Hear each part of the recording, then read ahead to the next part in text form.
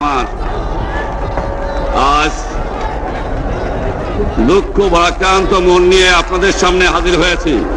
আপনারা সবই জানেন এবং বোঝেন আমরা আমাদের জীবন দিয়ে চেষ্টা করেছি, কিন্তু দুঃখের বিষয় আজ ঢাকা, চট্টগ্রাম, খুলনা, রাজশাহী, রংপুরে আমার ভাইয়ের রক্তে রাজপথ রঞ্জিত হয়েছে। আজ বাংলার মানুষ মুক্তি চায়, বাংলার মানুষ বাঁচতে চায়, বাংলার মানুষ তার অধিকার চায়। কি অন্যায় করেছিলাম? নির্বাচনের পরে বাংলাদেশের মানুষ সম্পূর্ণভাবে আমাকে, আওয়ামী লীগকে ভোট দেন। আমাদের ন্যাশনাল অ্যাসেম্বলি বসবে, আমরা সেখানে শাসনতন্ত্র তৈরি করব এবং এই দেশকে আমরা গড়ে তুলব।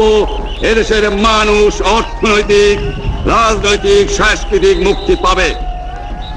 কিন্তু দুঃখের বিষয়, আজ দুঃখের সঙ্গে বলতে হয়, এই যে বছরের করুণ ইতিহাস, বাংলার অত্যাচারের, বাংলার মানুষের রক্তের ইতিহাস, এই যে বছরের ইতিহাস, মুমূর্ষ নরনারীর আত্মনাদের ইতিহাস, বাংলার ইতিহাস, এদেশের মানুষের রক্ত দিয়ে রাজপথ রঞ্জিত করার ইতিহাস।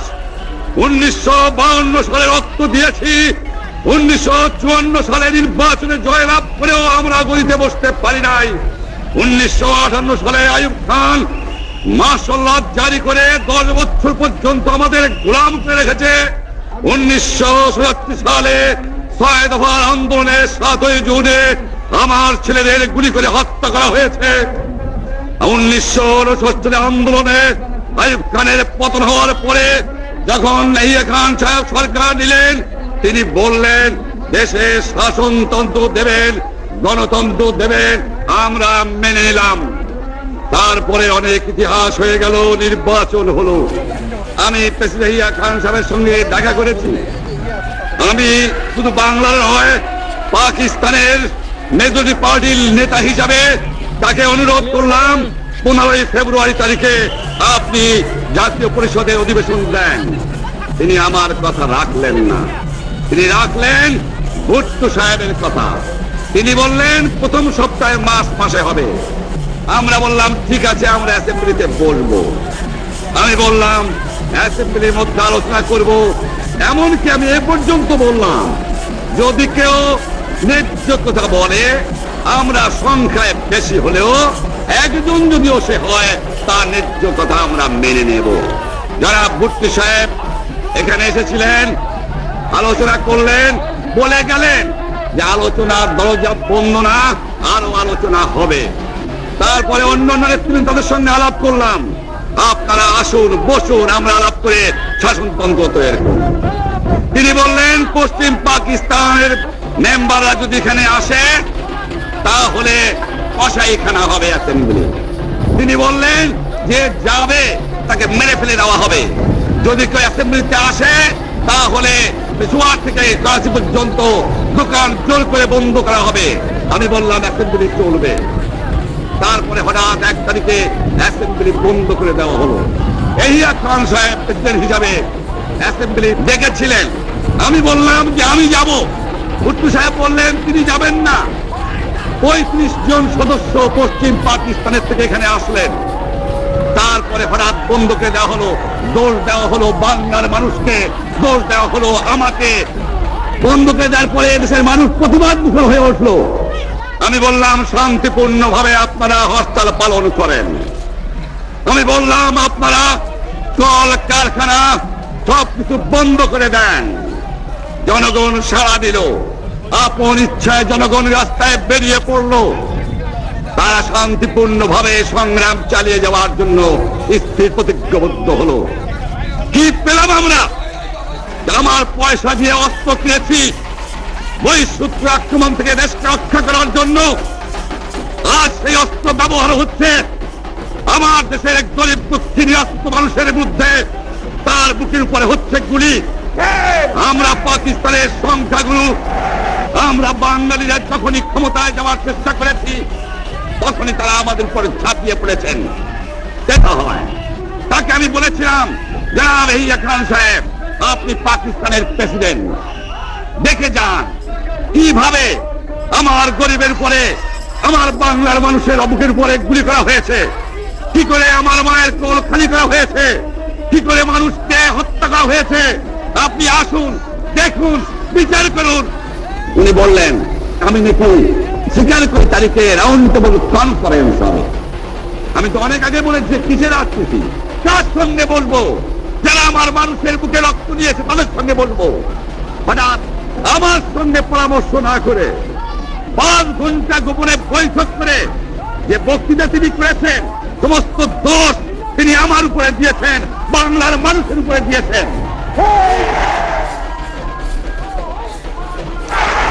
আমার 25 তারিখে অ্যাসেম্বলি কল করেছে, রক্তের দাগ শুকায় নাই। আমি 10 তারিখে বলে দিয়েছি যে ওই শহীদের রক্তের উপর দিয়ে পাড়া দিয়ে আজ কিছুতে মুজিবুর রহমান যোগদান করতে পারে না। অ্যাসেম্বলি কল করেছেন, আমার দাবি মানতে হবে, প্রথম সামরিক আইন মার্শাল ল উদ্ধ করতে হবে, সমস্ত সামরিক বাহিনীর লোকদের ব্যারাকে ফেরত দিতে হবে, যেভাবে হত্যা করা হয়েছে তার তদন্ত করতে হবে, আর জনগণের প্রতিনিধির কাছে ক্ষমতা হস্তান্তর করতে হবে। তারপরে বিবেচনা করে দেখব আমরা অ্যাসেম্বলিতে বসতে পারবো কি পারবো না। এর পূর্বে অ্যাসেম্বলিতে বসতে আমরা পারি না। আমি প্রধানমন্ত্রিত্ব চাই না, আমরা দেশের মানুষের অধিকার চাই।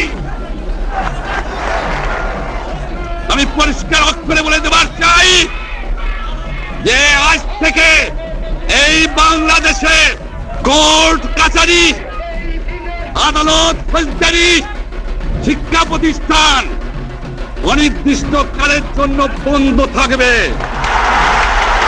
গরিবের যাতে কষ্ট না হয়, যাতে আমার মানুষ কষ্ট না করে, সেই জন্য সমস্ত অন্য জিনিসগুলো আছে সেগুলোর হরতাল কাল থেকে চলবে না। রিক্সা ঘোড়াগাড়ি চলবে, রেল চলবে, লং চলবে, শুধু secretariat, supreme court, high court, জজ কোর্ট, সেমি গভর্নমেন্ট দপ্তরগুলো ওয়াবতা কোনো কিছু চলবে না। 28 তারিখে কর্মচারীরা যে বেতন নিয়ে আসবেন, এরপরে যদি বেতন দেওয়া না হয়, আর যদি একটা গুলি চলে, আর যদি আমার লোকদের উপর হত্যা করা হয়, তোমাদের উপর কাছে আমার অনুরোধ হইল প্রত্যেক ঘরে ঘরে যুদ্ধ করে তোলো। তোমাদের যা কিছু আছে তাই নিয়ে শত্রুর মোকাবেলা করতে হবে, এবং জীবনের তরে রাস্তাঘাট কাজ আছে সবকিছু আমি যদি হুকুম দেবার নাও পারি তোমরা বন্ধ করে দেবে। আমরা ভাতে মারবো, আমরা পানিতে মারবো, তোমরা আমার ভাই, তোমরা ব্যারাকে থাকো, কেউ তোমাদের কিছু বলবে না, কিন্তু আর আমার বুকের পর গুলি চালাবার চেষ্টা করো না। 7 কোটি মানুষকে চাপা রাখতে পারবো না। আমরা যখন মরতে শিখেছি তখন কেউ আমাদের দমাতে পারবে না। আর যে সমস্ত লোক শহীদ হয়েছে, আঘাতপ্রাপ্ত হয়েছে, আমরা আওয়ামী লীগের থেকে যতদূর পারি তাদের সাহায্য করতে চেষ্টা করব। যারা পারেন আমার রিলিফ কমিটি সামান্য টাকা পয়সা পৌঁছিয়ে দেবেন। আর এই 7 দিন হরতালে যে সমস্ত শ্রমিক ভাইরা যোগদান করেছেন, প্রত্যেকটা শিল্পের মালিক তাদের বেতন পৌঁছায় দেবেন। সরকারি কর্মচারীদের বলি, আমি যা বলি তা মানতে হবে। যে পর্যন্ত আমার এই দেশের মুক্তি না হবে, আপনার ট্যাক্স বন্ধ করে দেওয়া হলো, কেউ দেবে না। শোনেন, মনে রাখবেন, শত্রু বাহিনী ঢুকেছে, নিজেদের মধ্যে আত্মকলহ সৃষ্টি করবে, লুটতরাজ করবে। এই বাংলায় হিন্দু মুসলমান বাঙালি নন বাঙালি যারা আছে তারা আমাদের ভাই, তাদের রক্ষার দায়িত্ব আপনাদের উপরে, আমাদের জন্য বদনাম না হয়। মনে রাখবেন রেডিও টেলিভিশনের কর্মচারীরা যদি রেডিওতে আমাদের কথা না শোনে তাহলে কোন বাঙালি রেডিও সেখানে যাবেন না। যদি টেলিভিশন আমাদের নিউজ না দেয় কোন বাঙালি টেলিভিশনে যাবেন না।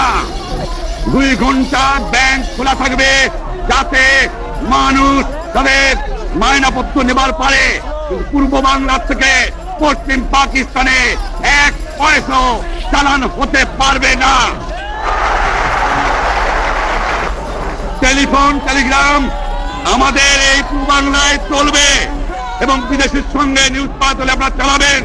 কিন্তু যদি এই দেশের মানুষকে খতম করার চেষ্টা করা হয় বাঙালিরা বুঝে শুনে কাজ করবেন। প্রত্যেক গ্রামে প্রত্যেক মহল্লায় আওয়ামী লীগের নেতৃত্বে সংগ্রাম পরিষদ গড়ে তোলো এবং তোমাদের যা কিছু আছে তাই নিয়ে প্রস্তুত থাকো। মনে রাখবা রক্ত যখন দিয়েছি রক্ত আরো দেব, এদেশের মানুষকে মুক্ত করে ছাড়বো ইনশাআল্লাহ। এবারে সংগ্রাম আমাদের মুক্তির সংগ্রাম, এবারে সংগ্রাম স্বাধীনতার সংগ্রাম। জয় বাংলা। আমার আজ দুঃখ ভারাক্রান্ত মন নিয়ে আপনাদের সামনে হাজির হয়েছি। আপনারা সবই জানেন এবং বোঝেন আমরা আমাদের জীবন দিয়ে চেষ্টা করেছি, কিন্তু দুঃখের বিষয় আজ ঢাকা, চট্টগ্রাম, খুলনা, রাজশাহী, রংপুরে আমার ভাইয়ের রক্তে রাজপথ রঞ্জিত হয়েছে। আজ বাংলার মানুষ মুক্তি চায়, বাংলার মানুষ বাঁচতে চায়, বাংলার মানুষ তার অধিকার চায়। কি অন্যায় করেছিলাম নির্বাচনের পরে বাংলাদেশের মানুষ সম্পূর্ণভাবে আমাকে আওয়ামী লীগকে ভোট দেন। আমাদের ন্যাশনাল অ্যাসেম্বলি বসবে, আমরা সেখানে শাসনতন্ত্র তৈরি করব এবং এই দেশকে আমরা গড়ে তুলব। এদেশের মানুষ অর্থনৈতিক, রাজনৈতিক, সাংস্কৃতিক মুক্তি পাবে। কিন্তু দুঃখের বিষয় আজ দুঃখের সঙ্গে বলতে হয় এই যে বছরের করুণ ইতিহাস, বাংলার অত্যাচারের, বাংলার মানুষের রক্তের ইতিহাস, এই যে বছরের ইতিহাস, মুমূর্ষ নরনারীর আত্মনাদের ইতিহাস, বাংলার ইতিহাস, এদেশের মানুষের রক্ত দিয়ে রাজপথ রঞ্জিত করার ইতিহাস। 1952 সালে রক্ত দিয়েছি, 1954 সালে নির্বাচনে জয়লাভ করেও আমরা গদিতে বসতে পারি নাই। 1958 সালে আইয়ুব খান মার্শাল জারি করে 10 বছর পর্যন্ত আমাদের গোলাম করে রেখেছে। 1967 সালে 6 দফার আন্দোলনে 7ই জুনে আমার ছেলেদের গুলি করে হত্যা করা হয়েছে। 1969 আন্দোলনে আইয়ুব খানের পতন হওয়ার পরে যখন ইয়াহিয়া খান সাহেব সরকার নিলেন তিনি বললেন দেশে শাসনতন্ত্র দেবেন, গণতন্ত্র দেবেন, আমরা মেনে নিলাম। তারপরে অনেক ইতিহাস হয়ে গেল, নির্বাচন হলো। আমি প্রেসিডেন্ট ইয়াহিয়া খান সাহেবের সঙ্গে দেখা করেছি। আমি শুধু বাংলার নয় পাকিস্তানের মেজরিটি পার্টির নেতা হিসাবে তাকে অনুরোধ করলাম 15ই ফেব্রুয়ারি তারিখে আপনি জাতীয় পরিষদে অধিবেশন দেন। তিনি আমার কথা রাখলেন না, তিনি রাখলেন ভুট্টো সাহেবের কথা। তিনি বললেন প্রথম সপ্তাহে মাসে হবে। আমরা বললাম ঠিক আছে, আমরা অ্যাসেম্বলিতে বলবো। আমি বললাম অ্যাসেম্বলির মধ্যে আলোচনা করব। এমনকি আমি এ পর্যন্ত বললাম যদি কেউ ন্যায্য কথা বলে আমরা সংখ্যায় বেশি হলেও একজন যদিও সে হয় তার ন্যায্য কথা আমরা মেনে নেব। যারা ভুট্টো সাহেব এখানে এসেছিলেন, আলোচনা করলেন, বলে গেলেন যে আলোচনার দরজা বন্ধ না, আরো আলোচনা হবে। তারপরে অন্যান্য নেতৃবৃন্দ তাদের সঙ্গে আলাপ করলাম, আপনারা আসুন, বসুন, আমরা আলাপ করে শাসনতন্ত্র তৈরি করব। তিনি বললেন পশ্চিম পাকিস্তানের মেম্বাররা যদি এখানে আসে তাহলে কসাইখানা হবে অ্যাসেম্বলি। তিনি বললেন যে যাবে তাকে মেরে ফেলে দেওয়া হবে। যদি কেউ অ্যাসেম্বলিতে আসে তাহলে জোয়ার থেকে করাচি পর্যন্ত দোকান জোর করে বন্ধ করা হবে। আমি বললাম অ্যাসেম্বলি চলবে। তারপরে হঠাৎ 1 তারিখে অ্যাসেম্বলি বন্ধ করে দেওয়া হলো। এহিয়া খান সাহেব প্রেসিডেন্ট হিসাবে অ্যাসেম্বলি ডেকেছিলেন। আমি বললাম যে আমি যাব। আমি ছোট করতে চাই না। বিজয়ের মাসে এই দিনে আপনারা বিজয়ের মিছিল নিয়ে যে উদ্দেশ্য আকাঙ্ক্ষা করে দূর দূরান্ত থেকে সেই ফুলবাড়ি রাজারহাট কুড়িগ্রাম সদরের সর্বস্তরের অদমকে, আপনাদের এই অদম আবু সুফিয়ানকে, আমার বাবা নাই মা নাই, সব হারিয়ে আমি এতিম। আপনারা জানেন এই নীলারাম স্কুলে আমি লেখাপড়া করেছি ছোটকালেই, প্রাইমারিতে এখানে আমার লেখাপড়ার জীবন শেষ হয়েছে। এই স্কুলেই আমার বাবা ম্যানেজিং কমিটির অনেকটি সদস্য ছিল, লাভ করেছিল। তার দ্বারা অব্যাহত রাখতেই জনগণের ভাষা আসার জন্য, আপনাদের সেবার জন্য আমি চিন্তা পোষণ করেছি। আমারটাকে আপনারা যে আজকে যে এত বিপুল ভাবে সাড়া দেবেন আমি নিজেই জানি না। তাই আজকে দূর দূরান্ত থেকে আপনারা এসে আমাকে চিরঋণী করে গেলেন। তাই আপনাদের প্রতি সকলকে অনেক ধন্যবাদ। তাই আপনারা ধৈর্য যদি হারাবেন না। আমার এই মিছিল তাই চুরের পথ, তারা আবার যেতে হবে। তাই এবং সভাপতি মহোদয় সর্বোচ্চভাবে মৌখিকভাবে আমি তাদেরকে পারমিশন নিয়ে মিছিল করেছি। তাই আমি তাদেরকে আবারও ধন্যবাদ জানাই যে তারা আজকে আমাকে একটি সুযোগ করে দিয়েছেন জেলা কমিটিতে। পরবর্তীতে আমি বিভিন্ন প্রোগ্রাম করেছি এবং ইনশাল্লাহ আপনাদের হাত ধরে হাতে হাত মিলিয়ে কাঁধে কাঁধ মিলিয়ে আগামী দিনে আমরা এগিয়ে যাব। আপনারা রাজি আছেন? আপনারা রাজি আছেন?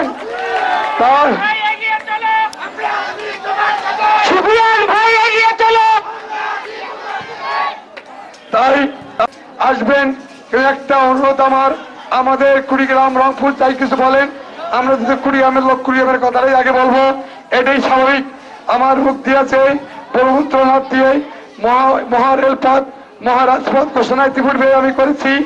এইটা আমাদের আন্দোলনের সাথে এই আন্দোলন 1 নম্বর আন্দোলন। এই আন্দোলনের মাধ্যমে যদি ব্রহ্মপুত্রনাথ দিয়ে আজকে রেলপথ রাজপথ আজকে আন্দোলনের মাধ্যমে আজকে যদি আমরা আদায় করতে পারি তাহলে আমরা কুড়িগ্রাম থেকে ঢাকা 4 ঘন্টায় যাব, ঢাকা থেকে কুড়িগ্রামে আবার 4 ঘন্টা আসবো। তাহলে আমাদের দিন মজুর, ক্ষেত মজুর, ব্যবসায়ী, চাকরি যে যাই করুক না কেন আমাদের আর কোনো অভাব থাকবে না। আমাদের আর কোনো দাবি নাই। আমাদের একটাই দাবি, যমুনা সেতুর মতো এই ব্রহ্মপুত্র সেতু হলেই, রেলপথ রাজপথ হলেই, এই রেলপথ রাজপথ দিয়ে আমরা গ্যাস নিয়ে আসবো। এই গ্যাস দিয়ে আমরা এই কুড়িগ্রাম সর্বপ্রথম এই কুড়িগ্রাম দিয়ে রংপুর বিভাগের যে 8টি জেলা আছে কুড়িগ্রাম দিয়ে যাবে। ঢাকা থেকে কুড়িগ্রাম তেমনি ভাবে আসবে। এই কুড়িগ্রাম হবে বাংলাদেশের সেকেন্ড রাজধানী। তাই আপনাদেরকে ঐক্যবদ্ধ হতে হবে। আপনারা চেয়েছেন, আপনাদের দাবি একটাই, আমরা ব্রহ্মপুত্রনাথ দিয়ে মহা রেলপথ মহাসড়কপথ চাই, মহা আন্তর্জাতিক ট্রেন, আন্তর্জাতিক বাস এমনি আমাদের এখানে তো আশা করবে। এমনি ভাবে আমাদের ফুলবাড়ি নাগেশ্বরী এইদিকে যে সড়কগুলো আছে এই সড়কগুলো আরো সম্প্রসারিত করে আমাদের এই বিশ্ব রোড এইটা করে আমরা কুড়িগ্রামকে মডেল একটা হিসাবে বাংলাদেশের দ্বিতীয় রাজধানী উপহার দিতে চাই। তাই এই ব্যাপারে দলমত নির্বিশেষে আবহাওয়ার নির্বাচন মরদ কৃষক শ্রেণী সমাজ, ছাত্র সমাজ, সাংবাদিক ভাইরা, যত রিপোর্টার অ্যাসোসিয়েশন আছেন, যত সংগঠন আছেন, সকলকে আমি ধন্যবাদ জানাই।